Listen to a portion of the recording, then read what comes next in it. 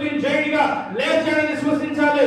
ఆయన మరణం మీద అధికారం కలిగిన వాడని విశ్వసించాలి. ఒకవేళ మనం కూడా మరణిస్తే ఆ మరణం మీద అధికారం దేవుని కుమార్తెలైన దేవుడు మనకు కూడా అనుగ్రహిస్తాడు. మరణపు మూలని యేసు ప్రభువు ఎలాగైతే జయించాడో ఆ మరణపు మూలను మనం కూడా విడిచి మూడో రోజు మృత్యుంజయుడిగా యేసు ప్రభువు ఎలాగైతే లేచాడో, లేచి పరలోకంలో తండ్రి కుమారుని పక్కన సింహాసనం పక్కన కూర్చున్నాడు. యేసుని విశ్వసించిన ప్రతి ఒక్కరు కూడా యేసులాగా లెగుస్తామని యేసు యందు విశ్వసించాలి. హల్లెలూయా. ఏం విశ్వసించాలండి? ఏదేదో కాదండి.